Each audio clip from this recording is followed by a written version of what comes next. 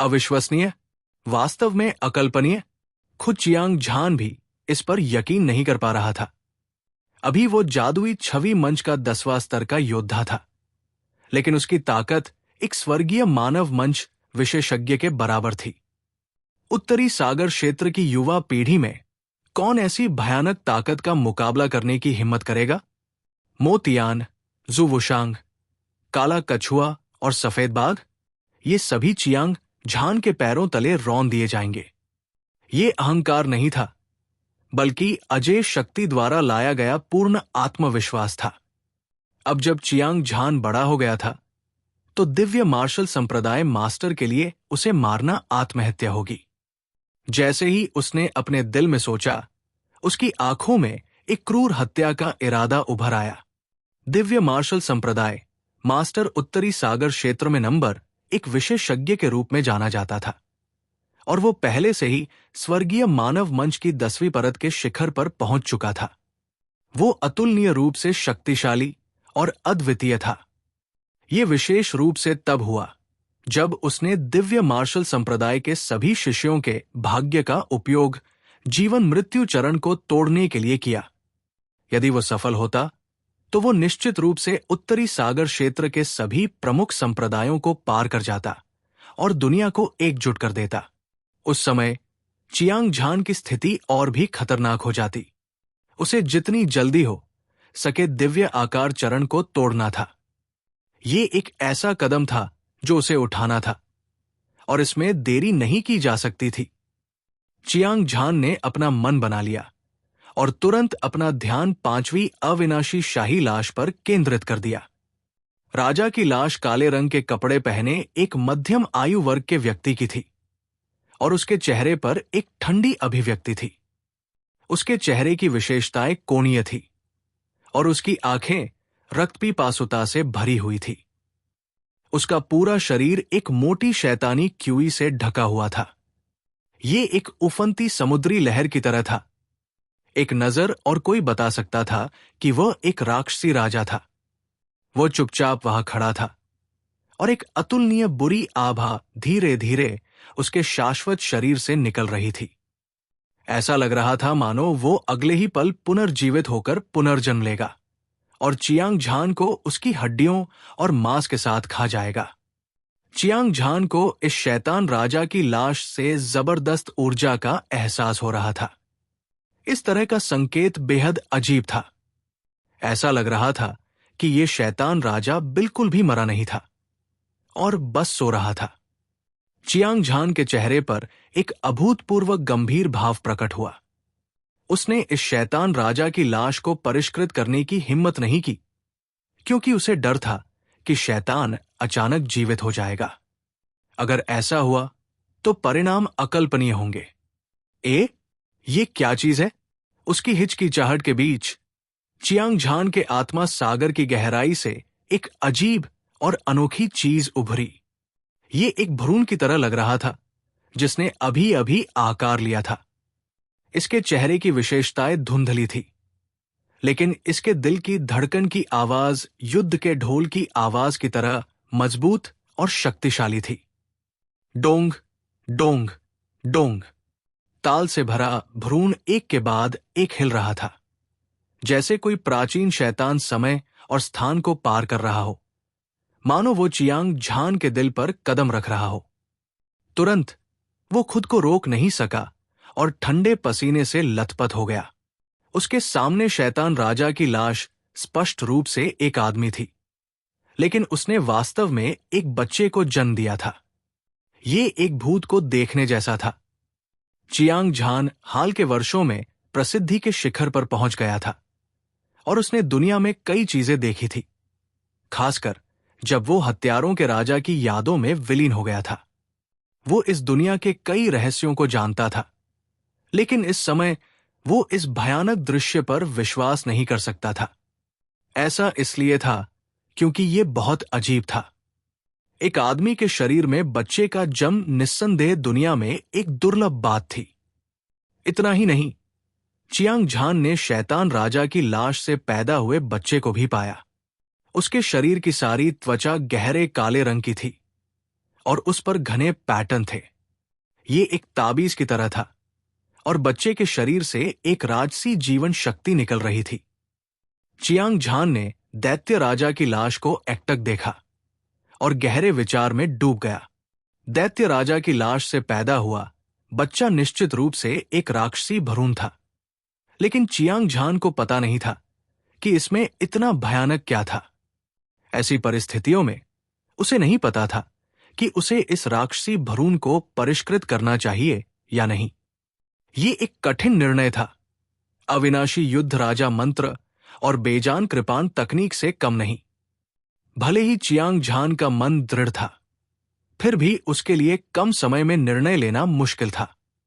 इसका मतलब ये नहीं था कि चियांग झान में साहस नहीं था, नहीं, वो खतरे से डरता था। मुख्य कारण यह था कि हालांकि अविनाशी युद्ध राजा मंत्र और बेजान कृपाण तकनीक की विरासत खतरनाक और अप्रत्याशित थी, फिर भी अगर वह इसका सामना कर सके तो इससे उसे बहुत लाभ होगा। ये शैतानी भ्रूण क्या लाएगा, ये कोई नहीं जानता था। एक अनिश्चित चीज के लिए चियांग झान को इस पर सावधानी से विचार करना पड़ा। मुझे क्या करना चाहिए? लगभग 10 सांसों तक झिझकने के बाद चियांग झान की आंखों में एक दृढ़ निश्चय नजर उभरी। चूंकि ये शैतानी भ्रूण एक शैतान राजा द्वारा पैदा किया गया था, इसलिए ये जीवन में एक बार मिलने वाला अवसर हो सकता है। अगर उसने इसे परिष्कृत करने का प्रयास छोड़ दिया तो वो निश्चित रूप से इस अवसर को खो देगा। इसके विपरीत, भले ही शैतानी भ्रूण को परिष्कृत करने से आपदा आए, चियांग झान की वर्तमान शक्ति के साथ और मौके पर मरना नहीं। आखिरकार उसने एक अर्धमर शरीर की खेती की थी। उसके पास वध, अमरता, भक्षण, क्षय और पुनर्जन्म था। समाप्ति, मृत्यु, उत्पत्ति, भय और निराशा। ब्लेड सोल लाइट एनर्जी के 10 विशेष गुण। आत्मा भी अतुलनीय रूप से शक्तिशाली थी। अगर अमर राजा ने हमला किया तो यह निश्चित रूप से एक मृत अंत होगा। हालांकि एकमात्र राक्षसी भ्रूण संभवतः स्वर्गीय मानव स्टेज विशेषज्ञ से अधिक शक्तिशाली नहीं हो सकता। इसके अलावा चियांग झान ने अपने जीवन में अनगिनत खतरों का अनुभव किया था और वो लंबे समय से इसके आदी हो चुके थे। उसके मन में हमेशा एक विचार रहता था और वह ये कि वो एक भाग्यशाली मुठभेड़ प्राप्त करना चाहता था और वो खतरे से बच नहीं सकता था। स्वर्ग भक्षण शैतान कला। चियांग झान ने अपना निर्णय लिया। बिना किसी हिचकिचाहट के उसने शैतानी ऊर्जा का एक भंवर छोड़ा और उसे शैतान राजा की लाश में मिला दिया।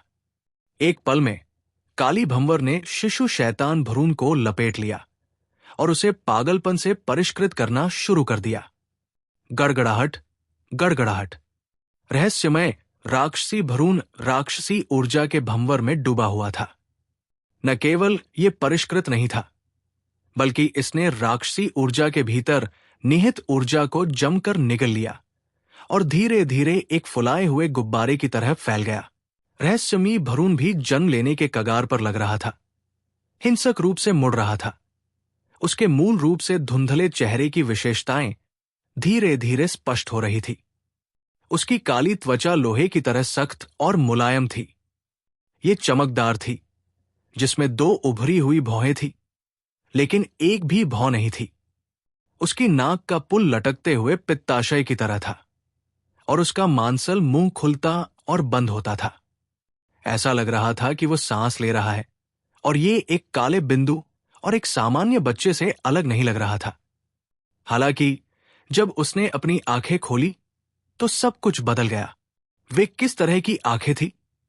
लंबी और संकरी रूह यू की कोई सफेद आंखें नहीं थी। उसकी काली पुतलियां 2 अथाह रसातल की तरह थी। वे ठंड, बुराई, राक्षसी और क्रूर प्रकाश से टिमटिमा रही थी। वो मुस्कुराती हुई लग रही थी, लेकिन उसकी मुस्कान बेहद अजीब थी। कोई फर्क नहीं पड़ता कि वो कौन था जो उसे देखता था। वे भयभीत हो जाते और उनके बाल खड़े हो जाते। चियांग झान कांप उठा और उसके शरीर के सारे बाल खड़े हो गए। वो एक बार धर्मी शैतान युद्ध के मैदान में घूम चुका था और उसने अनगिनत शैतान दांव विशेषज्ञों को देखा था। युद्ध राजा के बड़े और 2 अधिपतियों सहित किसी की भी आंखों ने उसे कभी इतना डर महसूस नहीं कराया था। अगर बस इतना ही होता तो चियांग झान इतना हैरान नहीं होता। जो बात उसे सच में डरा रही थी वो थी, दुष्ट शैतान शिशु ने शैतान क्यूई में निहित ऊर्जा को बिना रुके अवशोषित कर लिया था। इसके बजाय वो चियांग झान के शरीर में ऊर्जा को पागलों की तरह खा रहा था। हांग, बाढ़ की तरह एक बांध को तोड़ते हुए चियांग झान के शरीर में असीम ऊर्जा अनियंत्रित रूप से बह गई, जिसके बाद शैतान शिशु एक क्रूर जानवर की तरह था जो हजारों सालों से भूखा था, एक बाघ और एक व्हेल को खा रहा था। बदमाश, बिना किसी डर के उसने सारी ऊर्जा को अवशोषित कर लिया। वो वसंत में एक छोटी घास की तरह था जिसे बारिश से पोषण मिला था। वो तेजी से बढ़ा। चियांग झान ने यह भी पाया कि उसके मन में मौजूद मोटी आत्मा शक्ति लगातार कमजोर होती जा रही थी। इसे शैतान शिशु भी खा रहा था, जिससे उसका मन कमजोर होता जा रहा था और उसके सामने सब कुछ अंधकारमय हो गया था। चियांग झान ने हमेशा स्वर्ग भक्षण शैतान कला का उपयोग किया था, जो एक शीर्ष स्वर्ग श्रेणी का दिव्य कौशल था, जो प्राचीन शैतान की विरासत से कहीं अधिक शक्तिशाली था। चियांग झान ने हमेशा दूसरों की शक्ति को भस्म किया था। वो कभी किसी और द्वारा भस्म नहीं हुआ था, और आज उसने ऐसी खतरनाक स्थिति का सामना किया था। उसकी सारी ऊर्जा और आत्मा शक्ति उस दुष्ट शैतान शिशु का पोषण बन गई थी। ये एक पल की तरह लग रहा था, लेकिन ऐसा भी लगा जैसे कई सौ साल बीत गए हों। चियांग झान एक निराशाजनक स्थिति में आ गया था। उसकी सारी ऊर्जा समाप्त हो गई थी और उसकी विशाल आत्मा शक्ति गायब हो गई थी। अगर वो इसी तरह भस्म होता रहा तो उसे डर था कि उसकी साधना का आधार गिर जाएगा और उसकी आत्मा भी राख में बदल जाएगी। मौत की छाया ने चुपचाप उसके दिल को ढक लिया। स्वूश, ठीक इसी समय कुछ अप्रत्याशित हुआ। शैतान शिशु ने अनंत मात्रा में ऊर्जा और आत्मा शक्ति को अवशोषित कर लिया था। अचानक वो कलाबाजी करता हुआ शैतान राजा की लाश से बच निकला। चियांग झान के चेहरे के भाव बदल गए। उसकी आंखें ठंडी और हत्या के इरादे से भरी हुई थी। हालांकि उसने अपनी सारी ताकत खो दी थी, फिर भी वो किसी भी समय इस शैतान शिशु को मारने के लिए असुर महल का उपयोग कर सकता था। हालांकि इससे पहले कि वो कुछ कर पाता, अजीब शैतान शिशु ने अपना मुंह खोला और रहस्यमयी शब्दों की एक श्रृंखला का उच्चारण किया। वाह, वाह, वाह। ये एक गीत की तरह लग रहा था, लेकिन गीत नहीं था। ये एक अभिशाप की तरह लग रहा था, लेकिन अभिशाप नहीं था। ये अलौकिक और रुक रुक कर सुनाई दे रहा था। ऐसा लग रहा था कि ये अंडरवर्ल्ड से आया है, लेकिन ऐसा भी लग रहा था कि ये 9 स्वर्ग शिखर से प्रसारित हो रहा है।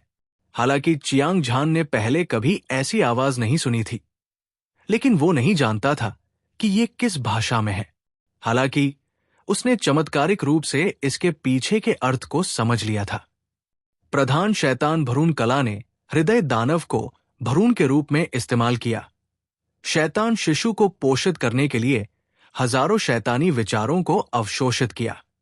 एक बार जब वो पैदा हो गया तो शैतान के भीतर शैतान, असंख्य शैतान संप्रभु, सभी शैतानी विचारों द्वारा नियंत्रित किया जाएगा।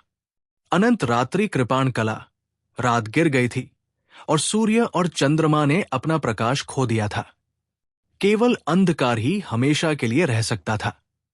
जब कृपाण को मुक्त किया जाता था तो ये लोगों को भोर से पहले अंधेरे में डूबने देता था, मृत्यु से पहले के भय का आनंद लेता था। शैतान शिशु द्वारा की गई अजीब ध्वनि वास्तव में 2 शैतानी तकनीकें थी। प्रधान शैतान भरून तकनीक, अनंत रात्रि कृपाण तकनीक। चियांग झान ने ध्यान से अजीब राक्षसी ध्वनि सुनी। उसने इसके बारे में बार बार सोचा। अभी के लिए वो इसे अपनी आत्मा की गहराई में याद रखेगा। जब भविष्य में उसके पास समय होगा तो वो इसका विस्तार से अध्ययन करेगा। अभी वो सबसे ज्यादा यही जानना चाहता था कि ये शैतान शिशु क्या है। उसने पहले कभी ये अजीब आवाज नहीं सुनी थी। हालांकि वो हर नोट का मतलब समझ सकता था, जैसे कि वे उनके दिलों में जुड़े हुए हों। क्या ये हो सकता है कि रक्त संबंध इसलिए था क्योंकि शैतान शिशु ने उसकी शक्ति और आत्मा की शक्ति को खा लिया था? इसके अलावा शैतान शिशु ने चियांग झान को 2 शैतान दांव दिव्य कलाएं भी सिखाई थी। ऐसा लग रहा था कि उसका कोई बुरा इरादा नहीं था, लेकिन जब शैतान राजा की लाश के अज्ञात उत्पाद की बात आई तो उसने अपनी हिफाजत कम करने की हिम्मत नहीं की। हे वू, शैतान शिशु ने अपनी आंखें झपकाई। उसका स्वर अचानक बदल गया। एक बिगड़ैल बच्चे की तरह उसने एक बचकानी आवाज निकाली। तो ऐसा ही है जैसा कि उम्मीद थी। चियांग झान ने एक बार फिर शैतान शिशु की अजीब आवाज को समझ लिया। अचानक उसे एक एहसास हुआ। ये उस राजा की लाश निकली जिसने शैतान शिशु को जन्म दिया था। ये स्वर्गीय शैतान संप्रदाय का एक संप्रदाय नेता था जिसे प्राइम डेविल लॉर्ड कहा जाता था। इस व्यक्ति ने 2 शीर्ष स्वर्ग क्षेत्र कौशल बनाने के लिए अपने सभी प्रयासों का उपयोग किया था। ये आदिम दानव भ्रूण कला और शाश्वत रात्रि कृपाण कला थी। ये ठीक इसलिए था क्योंकि उसने प्राइम डेविल भ्रूण कला की खेती की थी कि प्राइम डेविल लॉर्ड ने अपने आंतरिक दानव को भ्रूण के रूप में इस्तेमाल किया, अंतहीन राक्षसी विचारों को अवशोषित किया और एक शैतान भ्रूण को जन्म दिया। दुर्भाग्य से शैतान भ्रूण ने अभी आकार लिया था जब प्राइम डेविल लॉर्ड किंगस्लेयर कृपाण के तहत मर गया। पिछले 10,000 वर्षों में शैतान भ्रूण प्राइम डेविल लॉर्ड के शरीर के भीतर परजीवी रहा था। यह अपने जीवन को बनाए रखने के लिए अपने मांस और रक्त में निहित ऊर्जा पर निर्भर था, लेकिन यह भी आधी मृत अवस्था में था। अगर चियांग झान आज शैतान भ्रूण को परिष्कृत नहीं करता और उसे पर्याप्त ऊर्जा और आत्मा शक्ति प्रदान नहीं करता तो शैतान भ्रूण हवा से प्रकट नहीं होता। कोई और कारण नहीं था। शैतान भ्रूण एक मार्शल कलाकार की दिव्य गोली के समान था, लेकिन उसे शैतान शिशु एक धर्म मूर्ति में बदलने और स्वतंत्र रूप से जीने से पहले एक बुद्धि को जन्म देने की आवश्यकता थी। आदिम दानव सम्राट ने शैतान भ्रूण को जन्म दिया था, लेकिन दुर्भाग्य से वो मर गया था और उसका दांव नष्ट हो गया था। और संयोग से चियांग झान ने दानव भ्रूण को पर्याप्त ऊर्जा और आत्मा शक्ति प्रदान की थी। पूर्व ने शैतान भ्रूण को मजबूत बनने दिया, जबकि बाद वाले ने शैतान भ्रूण को बुद्धि को जन्म देने दिया। ये शैतान शिशु बन गया था जिसका अपना जीवन था। बेशक शैतान शिशु ने जो कहा वो बहुत सरल था। अधिकांश सामग्री ऐसी थी जिसे चियांग झान ने खुद ही समझ लिया था। वो अजीब शैतान शिशु ने शरारती बच्चे की तरह अपनी जीभ बाहर निकाली। उसके 2 छोटे हाथों ने चियांग झान को पकड़ लिया और चियांग झान को अचानक अपने दिल में दर्द महसूस हुआ। फिर उसने अपने शरीर से काले धागे निकलते हुए देखे। घने काले धागे गहरे सुनहरे प्रकाश के साथ टिमटिमा रहे थे। उनमें से हर एक क्रूर, रक्त पिपासु, दुष्ट आभा और शैतानी इरादे का उत्सर्जन कर रहा था।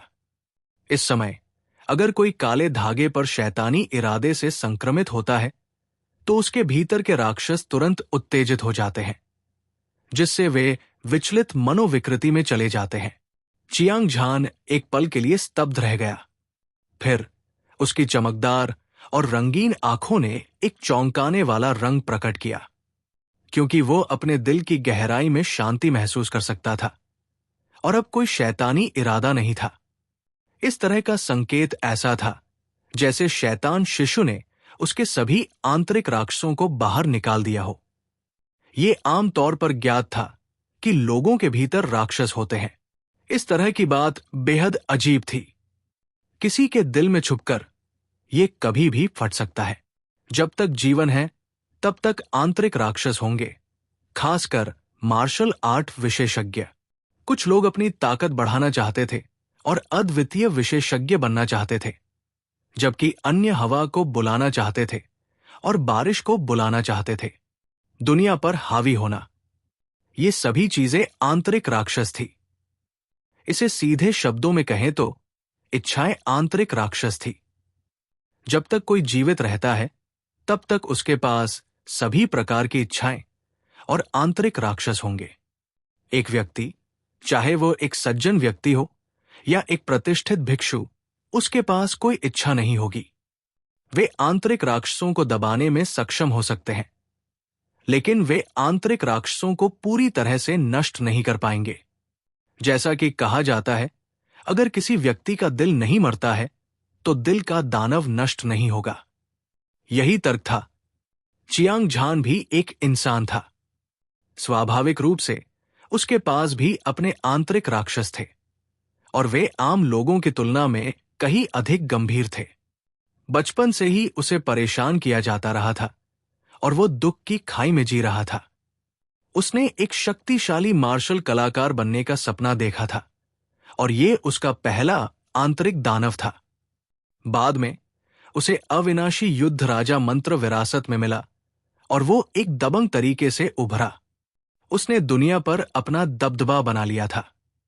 ये केवल उसके अहंकार के कारण ही था कि वो आंतरिक दानव को दूर करने में सक्षम था। हालांकि चियांग झान ने कुलपति चियांग की इच्छा को पूरा करने और उनके परिवार को गौरव की ओर ले जाने का वादा किया था। उसने अपने दिल में एक और आंतरिक दानव को बसाया था। वास्तव में वो दिन रात अपनी मां का पता लगाने के बारे में सोचता रहता था। ये भी एक आंतरिक दानव था। इसके अलावा दिव्य मार्शल संप्रदाय के गुरु ने उसकी किस्मत खराब कर दी थी और बड़ी संख्या में विशेषज्ञों ने उसका पीछा भी किया था। खतरनाक स्थिति ने उसके मानसिक शैतान को भी तेजी से बढ़ने का कारण बना दिया था। सबसे महत्वपूर्ण बात यह थी कि वह दिव्य आकार चरण को तोड़ने के लिए उत्सुक था। निस्संदेह ये उसके हृदय में सबसे बड़ा मानसिक शैतान था। यदि ये इस तथ्य के लिए नहीं था कि उसने बुद्ध के सर्वोच्च दिव्य कौशल पवित्र बुद्ध हृदय शोधन मंत्र की साधना की थी, तो वो बहुत पहले ही शैतान दांव में गिर गया होता। आंतरिक दानव हमेशा एक जैसा नहीं था और ये हमेशा अस्तित्व में नहीं था। ये व्यक्ति की इच्छा पर निर्भर करता था। यदि इच्छा पूरी हो जाती है तो आंतरिक दानव अपने आप मर जाएगा। इसके विपरीत, जितना अधिक कोई व्यक्ति किसी ऐसी चीज को प्राप्त करना चाहता है जिसे वो लंबे समय तक प्राप्त नहीं कर सकता है, जो आंतरिक दानव पैदा हुआ वो और भी अधिक शक्तिशाली था। चियांग झान के पास बहुत सारी जिम्मेदारियां थी। हर जिम्मेदारी जिसे उसने पूरा नहीं किया वो एक तरह का आंतरिक दानव था। बाहरी दबाव को जोड़ने से उसके पास बहुत सारे आंतरिक दानव और बहुत सारे शैतानी विचार थे। ऐसी परिस्थितियों में भले ही वो दिव्य आकार चरण को तोड़ने की कोशिश करता, उसके लिए सफल होना बहुत मुश्किल होता। अगर वो असफल हो जाता तो वो अपने दिल में शैतान द्वारा नियंत्रित हो जाता और वो अनंत काल के लिए नरक में गिर जाता। हालांकि आज शैतान शिशु ने चियांग झान के सारे शैतानी इरादों को अपने कब्जे में ले लिया था। ये एक ऐसे व्यक्ति की तरह था जिसने अपने सारे दबाव खो दिए थे। जब वो युद्ध में जाता तो स्वाभाविक रूप से उसे आराम और सहजता महसूस होती। वूला वूला, शैतान शिशु ने एक बार फिर अजीब सी हंसी निकाली। उसके छोटे हाथ ने सारे काले धागे पकड़ लिए। वे सब आपस में उलझ गए और उसके पेट में समा गए। तुरंत उसकी आंखें, जो अंतहीन रसातल की तरह गहरी थी, और भी अधिक दुष्ट प्रकाश से चमक उठीं, और भी अधिक राक्षसी प्रकाश। इतना ही नहीं, उसकी काली त्वचा का रंग और भी भारी हो गया। उसकी त्वचा पर पैटर्न और भी स्पष्ट हो गए, खासकर राक्षसी क्यूई जो उसके शरीर से बाहर निकल रही थी। ऐसा लग रहा था मानो समुद्र से एक तूफानी समुद्र लुढ़क कर आया हो, हिंसक रूप से उछल रहा हो। ये उछलता और उछलता रहा, मानो ये असुर महल को भेदने वाला हो। चियांग झान शैतान शिशु की हंसी समझ गया। वो खुश और उत्साहित महसूस करने से खुद को रोक नहीं सका, क्योंकि शैतान शिशु ने अभी अभी उसे बताया था कि उसने अपने सभी शैतानी विचारों को पहले ही परिष्कृत कर लिया है।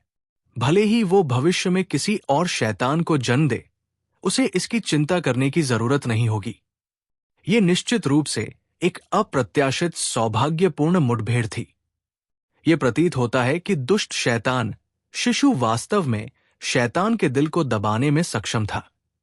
उसके साथ चियांग झान भविष्य में अपनी मार्शल आर्ट को आसानी से विकसित करने में सक्षम होगा और वो मक्खन को काटने वाले गर्म चाकू की तरह होगा। मैं तुम्हें एक नाम देता हूं। अब से तुम्हें युआनशी कहा जाएगा। चियांग झान ने हल्के से मुस्कुराया। जब उसे याद आया कि शैतान शिशु का पालन पोषण प्राइम डेविल लॉर्ड ने किया था, तो वो उसे युआनशी कह सकता था। एक नाम के साथ भविष्य में उनके लिए संवाद करना बहुत आसान होगा। शैतान शिशु ने भी चियांग झान की बातों को समझा। उसने बार बार अपना सिर हिलाया, मानो वो युआनशी नाम से बहुत संतुष्ट था। उसने चियांग झान को मुस्कुराते हुए देखा और अचानक अपना शरीर हिलाया। वो पहली नजर में एक काले बंदर की तरह चियांग झान के कंधे पर कूद गया। चियांग झान को इसकी परवाह नहीं थी। शैतान शिशु, जो युआनशी भी था, हालांकि ये सीधे उसकी ताकत बढ़ाने में उसकी मदद नहीं कर सकता था, लेकिन इसने उसे जबरदस्त लाभ पहुंचाया था। इसके अलावा उसे एक अस्पष्ट भावना थी कि अमर राजा के रूप में आदिम दानव संप्रभु, उसने आदिम दानव भ्रूण कला बनाने के लिए अपने सभी प्रयासों का उपयोग किया था और आदिम शैतान शिशु को जन्म दिया था।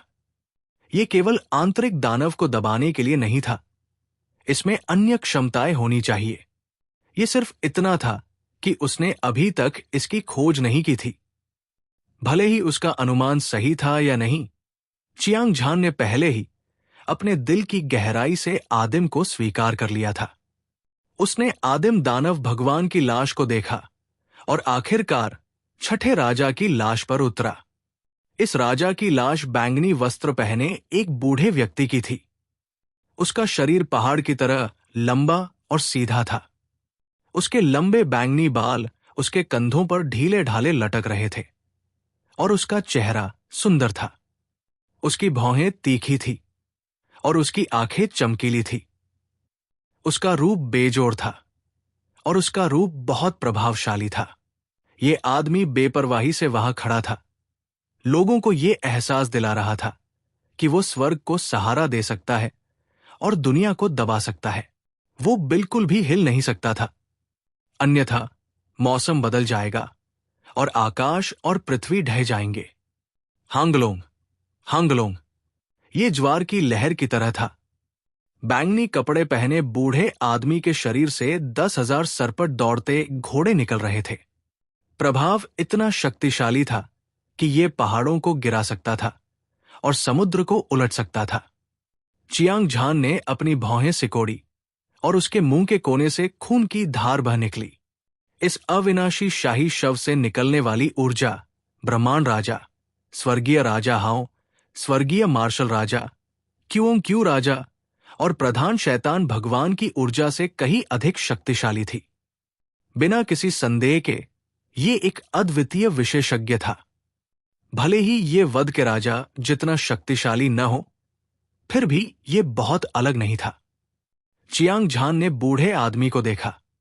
आत्मा सागर से एक मानव सिर के आकार का रहस्यमय मोती निकला। ये मोती क्रिस्टल स्पष्ट था, एक उज्जवल प्रकाश के साथ चमक रहा था। ये एक केंद्रित सूर्य की तरह लग रहा था, लेकिन सबसे चमकीले तारे की तरह भी। ये एक रहस्यमय आभा उत्सर्जित कर रहा था, जिसने चियांग झान का ध्यान आकर्षित किया। ये कौन सा खजाना है? चियांग झान ने बड़बड़ाया। उसने जल्दी से हत्यारों के राजा की यादों को खंगाला, कुछ प्रासंगिक जानकारी पाने की उम्मीद में। उसे ये स्वीकार करना पड़ा कि हत्यारों के राजा को उत्तरी सागर क्षेत्र में सबसे शक्तिशाली राजा के रूप में जाना जाता था।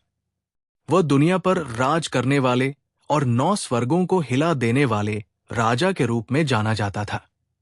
चाहे वो कितना भी अनुभवी क्यों न हो, वो दुनिया में एक अद्वितीय अस्तित्व था। बस एक पल में चियांग झान ने रहस्यमय मोती की उत्पत्ति को पहचान लिया था। स्वर्गीय भाग्यमन का ये एक जादुई और अकल्पनीय खजाना था जो स्वर्ग और पृथ्वी दोनों के लिए अद्वितीय था। हत्यारों के राजा की यादों में निहित जानकारी के अनुसार चियांग झान जानता था कि ये मोती केवल उन लोगों का है जिन्होंने एक विशेष गुप्त तकनीक विकसित की है। इसमें स्वर्ग के हृदय, भाग्य और अतीत की कटौती की चेतना थी। अब केवल भविष्य की चमत्कारिक क्षमताओं को ही संघनित किया जा सकता था। दुर्लभ कलाकृति का स्वर्ग और पृथ्वी के साथ एक रहस्यमय संबंध था जिससे ये खतरे को भांप सकता था। ये किसी के भाग्य को मजबूत कर सकता था और किसी के भाग्य को बदल सकता था। उदाहरण के लिए, जिस व्यक्ति ने स्वर्गीय भाग्य मन का बनाया था, खतरे का सामना करने से पहले ये व्यक्ति को सचेत कर देता था। फिर वो अपनी स्थिति की गणना करेगा, खतरे से बचेगा और दुर्भाग्य का सामना करेगा। ये कहा जा सकता है कि जिस व्यक्ति ने स्वर्गीय भाग्य मन का बनाया था, उसने अपने भाग्य को नियंत्रित किया। ये व्यक्ति भविष्य की भविष्यवाणी कर सकता था और सभी खतरों से बच सकता था और सभी प्रकार के सौभाग्यपूर्ण मुठभेड़ों को प्राप्त कर सकता था। उसके सामने बैंगनी कपड़े पहने बूढ़ा व्यक्ति स्वर्गीय भाग्य मनका को संघनित करने में सक्षम था। यह देखा जा सकता था कि वो एक शक्तिशाली व्यक्ति था, लेकिन वो गिर भी गया था। इसका मतलब था कि अभी भी कुछ ऐसा था जिसे स्वर्गीय भाग्य मन का भविष्यवाणी नहीं कर सकता था। हालांकि चियांग झान हैरान था, उसने अपना शांत मन बनाए रखा। वो अपने दिल में जानता था कि इस दुनिया में कोई भी खजाना नहीं है जो सर्वशक्तिमान हो। स्वर्गीय भाग्य मनका के लिए भी यही सच था। इसका पूर्ण रूप से सटीक होना असंभव था। यदि ऐसा होता तो क्या स्वर्गीय भाग्य मनका को संघनित करने वाला व्यक्ति किसी देवता के समान सर्वशक्तिमान नहीं होता? इसके अलावा कुछ सौभाग्यपूर्ण मुठभेड़ों में अक्सर खतरा भी होता था। केवल व्यक्तिगत रूप से इसका अनुभव करके ही कोई अंतिम परिणाम प्राप्त कर सकता था। चियांग झान ने अनुमान लगाया कि बैंगनी वस्त्र पहने बूढ़े व्यक्ति ने शायद स्वर्गीय रहस्यों का पता लगा लिया होगा, लेकिन उसने खतरे और अवसर के बीच सही चुनाव नहीं किया। अंत में वो दुखद मृत्यु की स्थिति में पहुंच गया। ये बहुत सामान्य बात थी। यदि वो संकट के कारण सौभाग्यपूर्ण मुठभेड़ को छोड़ देता तो अंततः वो असफल हो जाता। एक बार की बात है, चियांग झान कमजोर से मजबूत बन गया था और उसने अनगिनत खूनी तूफानों का अनुभव किया था। हर बार उसने अपनी जान जोखिम में डाली थी और ये ठीक इसी कारण से था। यही कारण था कि उसे अनगिनत सौभाग्यपूर्ण मुठभेड़ें मिली और वो उत्तरी सागर क्षेत्र के सभी योद्धाओं में शीर्ष पर खड़ा था। स्वर्गीय भाग्य मनका की रहस्यमयता के बारे में कोई संदेह नहीं था। हालांकि इस दुर्लभ खजाने का उपयोग अपने स्वयं के लाभों को अधिकतम करने के लिए कैसे किया जाए, ये हर किसी की पसंद पर निर्भर करता था। अपने विचारों के बीच चियांग झान ने बिल्कुल भी संकोच नहीं किया। उसने सीधे स्वर्गीय भाग्य मनका ले लिया। ऐसा अद्भुत खजाना, भले ही वो वास्तव में अपने भाग्य को नियंत्रित न कर सके, उसे ये अवसर नहीं छोड़ना चाहिए। गड़गड़ाहट। अगले ही पल चियांग झान ने अपने बड़े हाथ से उसे पकड़ने का इशारा किया। असीम ऊर्जा बैंगनी कपड़े पहने बूढ़े व्यक्ति के शरीर में एक उफनती नदी की तरह बह गई। फिर उसने स्वर्गीय भाग्य मनका को लपेटा और उसके हाथ में वापस आ गई। स्वर्गीय भाग्य मनका प्राप्त करने के बाद चियांग झान ने तुरंत इसे परिष्कृत किया।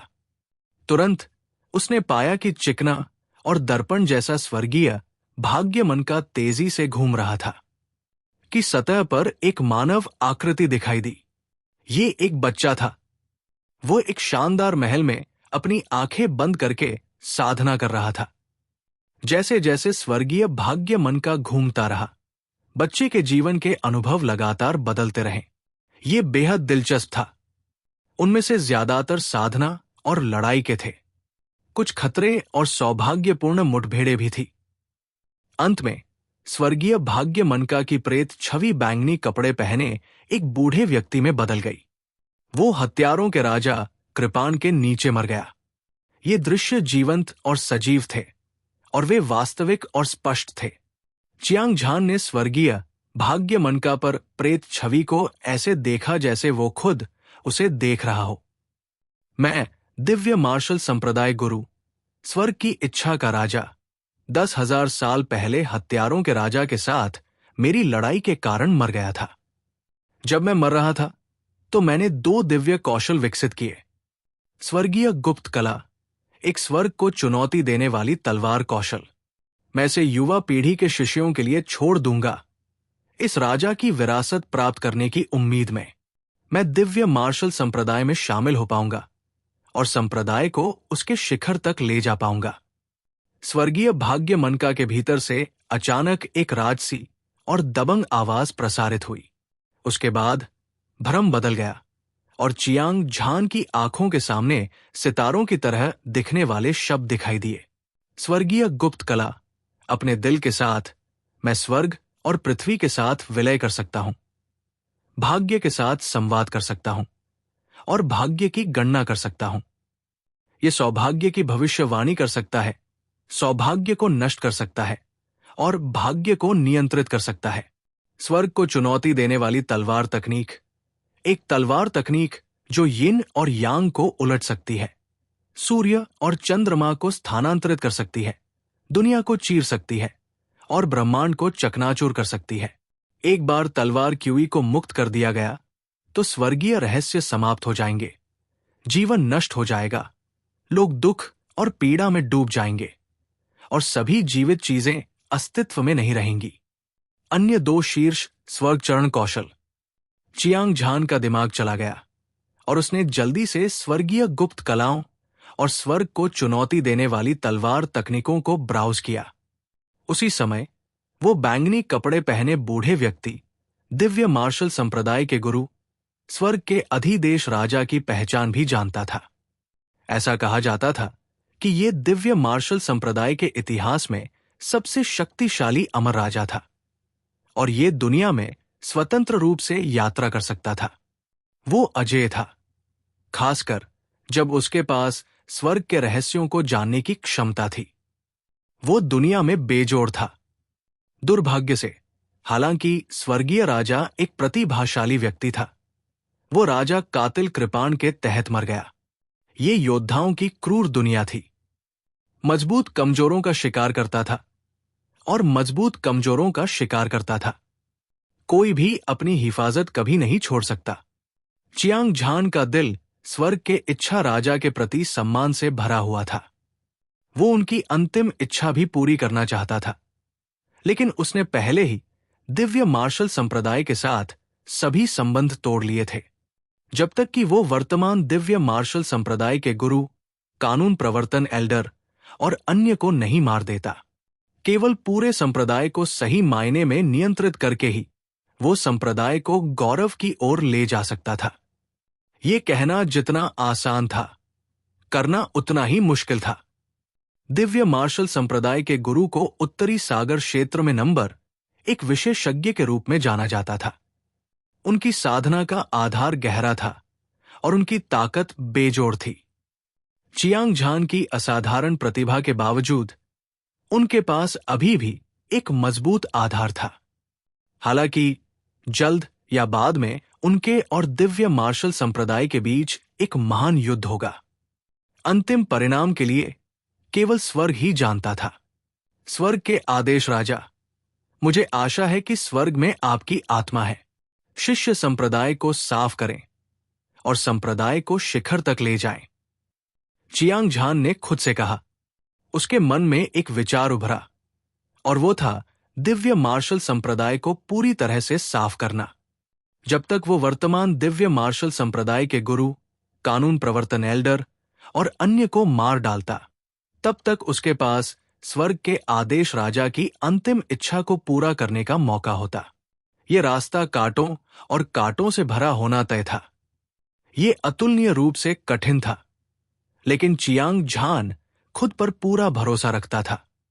उसी समय स्वर्गीय भाग्य मन का एक पल के लिए रुका, फिर वो फिर से घूमने लगा। उस पर एक परिचित भ्रम दिखाई दिया। एक विशाल पर्वत के नीचे तेज हवाएं चल रही थी और भारी बर्फ गिर रही थी। सफेद बर्फ पर एक युवक भौहें सिकोड़ रहा था और उसकी आंखें गुस्से से भरी हुई थी।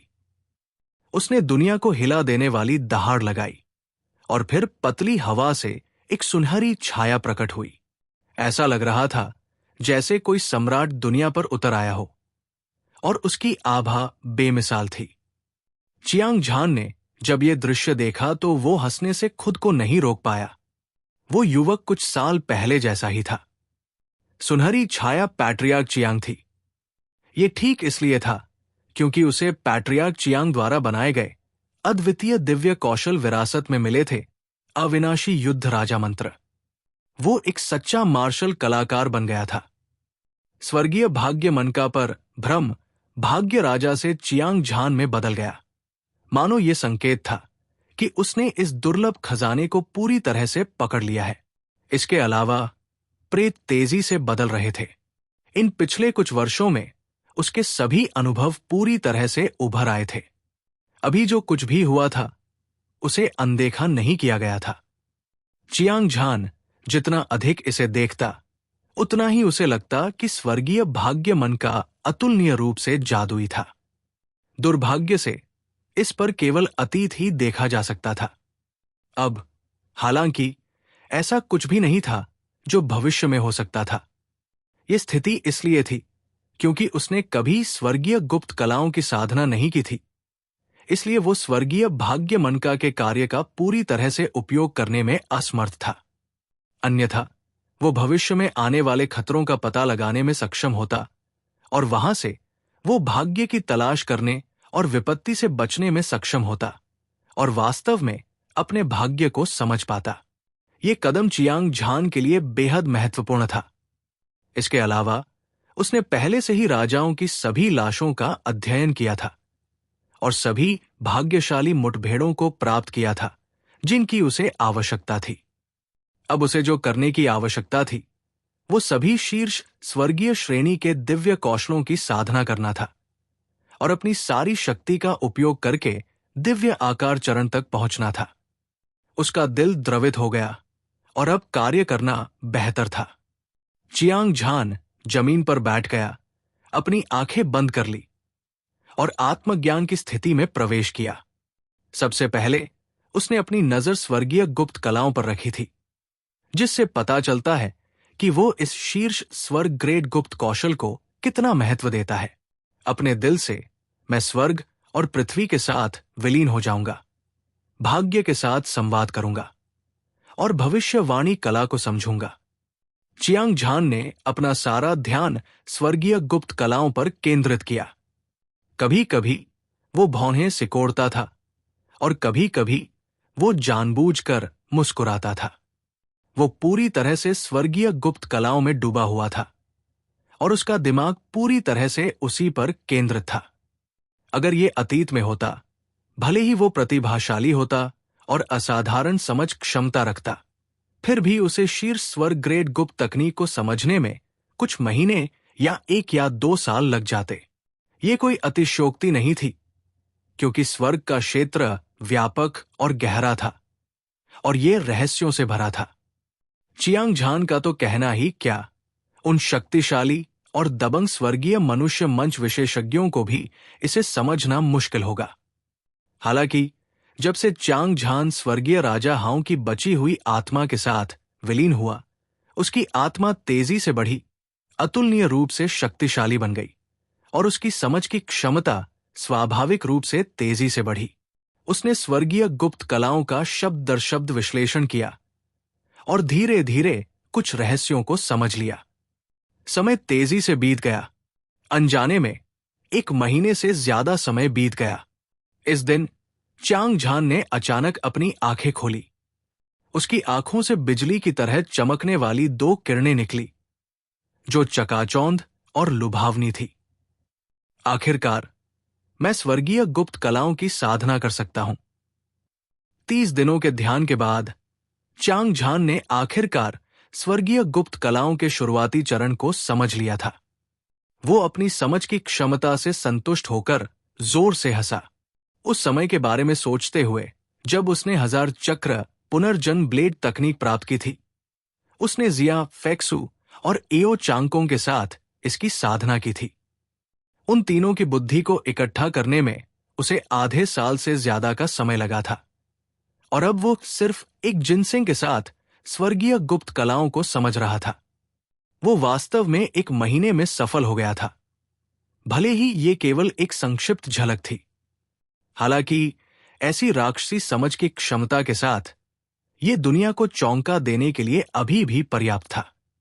अपने दिल में उत्साह के साथ चियांग झान ने 1 सेकंड भी बर्बाद नहीं किया। उसने तुरंत खुद को स्वर्गीय गुप्त कलाओं की साधना में झोंक दिया। भन भनाना। अगले ही पल चियांग झान को लगा कि वो एक रहस्यमय अवस्था में प्रवेश कर गया है, जैसे कि वो असुर महल की बाधाओं से मुक्त हो गया हो। वो बाहर के विशाल आकाश में विलीन हो गया। असीम भूमि, निरंतर पर्वत श्रृंखलाएं और विशाल जंगल, झीलें सभी उसके साथ घनिष्ठ रूप से जुड़ी हुई थी। उसके दिमाग से बाहर स्वर्ग मनुष्य एकता, चियांग झान स्वर्ग और पृथ्वी के बीच के सभी रहस्यों को स्पष्ट रूप से समझ सकता था।